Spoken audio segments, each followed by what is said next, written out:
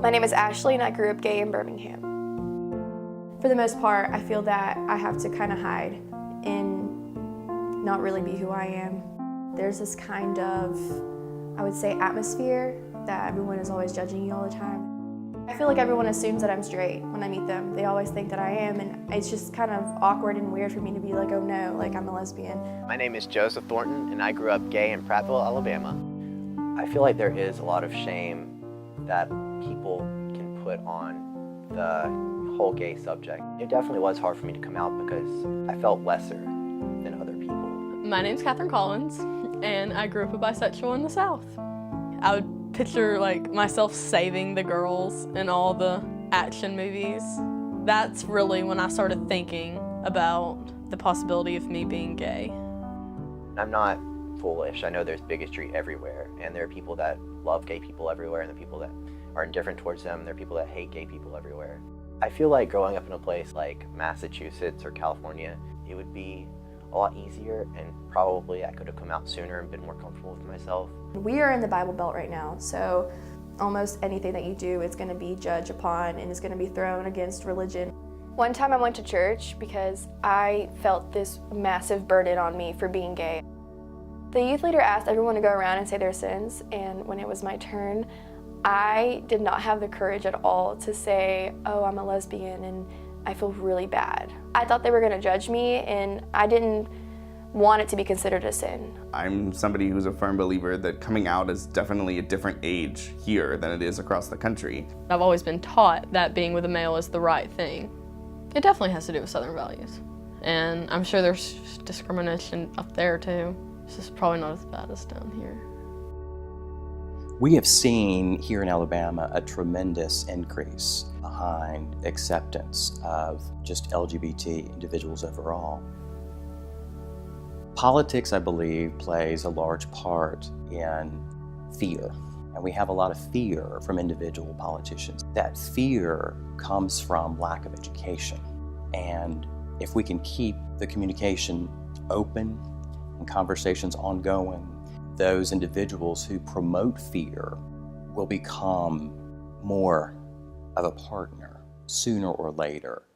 Being Southern doesn't always mean hateful, bigoted person. Being Southern means nice and hospitable and talks to other people and randomly approaches strangers. It's about embracing both parts. To grow up here, there's no way you can't be Southern. It doesn't matter how you identify. I think you are Southern to the core, especially not being from here. I can try as hard as possible to fit in, but I will never ever be Southern. I think there are just some things, there's a finesse that I will never learn, that other people who are from here will never get rid of. What we promote to educate is that someone can be LGBT and yet still maintain strong values of faith, still be an Alabama football fan. Coming out is not something that just happens one day. Okay, all of a sudden, oh, I'm gay. It's definitely something that happens lifelong. I come out to someone every day. I've had several conversations with my mom about sexuality. I haven't told her explicitly yet. I'm still waiting for the right time. The first time I tried to come out was at the end of my sophomore year. I called my best friend at the time and I said, hey, I've got something really important to tell you, but I don't want to tell you over the phone. She said, please don't tell me that you're gay. And I was just frozen. I just hung the phone up and I've never talked to her again. Coming out to my family was probably the most traumatic experience of my life because I had no idea what they were going to think. I didn't have the words to say, Mom, I'm gay. The closest thing that I could come up with was, remember that girl that came over? And she said, yeah. And I said, well, she was my girlfriend. And she said, you're a lesbian? And she ran away and started crying and started making a giant scene. She screamed at my dad. She told me to tell him what I told her. I said, Dad, like, I'm not, like, and I said, I like girls. That's all I said. And he was like, what?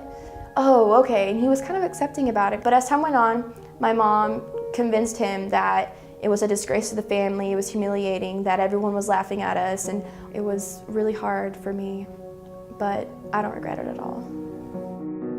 My parents do not think at all, by any chance, that I'm gay. I'm not really close enough to them for them to know. We talk about what we need to talk about, and then we're done. I definitely wish I could be closer to my family. I wish like I could talk to my mom about anything, not just even me being gay. Like, I wish I could talk to her about anything. I've had one friend tell me I was going to hell. He told me and the girl that I was dating that we were going to hell. And I just looked at him and said, oh well. Going to college, I was pretty out. It wasn't like the first thing I would tell people, but it wasn't anything that I was gonna hide. If I met someone, I felt that they had a right to know that I was a lesbian because I didn't want to make friends with someone who was closed-minded and later on I tell them, oh, I'm a lesbian, and then I lose a friend. People are coming out in college instead of high school. That's simply because the culture says you're not allowed to, and the option of just getting kicked out of your house is not an option because they have literally nowhere to go. You should always have somewhere where you can feel safe. Building a safe environment for LGBT, like teenagers, young adults, in Birmingham especially, would change a lot of younger people's lives. We hear their stories about how they have been harassed at home and at school. So the Magic State Acceptance Center will give them an accepting place where they can be so that they're not out on the streets.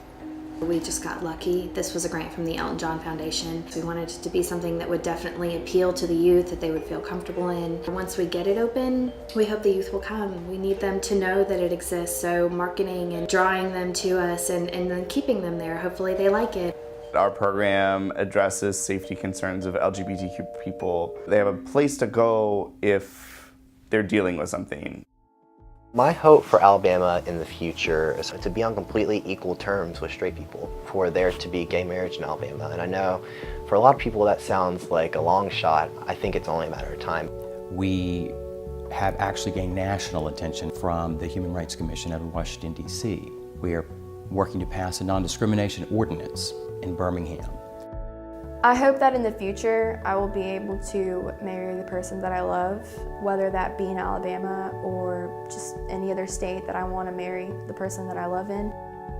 It's time to understand that whether or not you agree morally with folks who are LGBTQ, they exist and they're real. And discriminating against them because of who they love or who they're attracted to is just simply unacceptable. Are these programs necessary? Absolutely. Because we have to build a community of people. Because without a community, things can't change.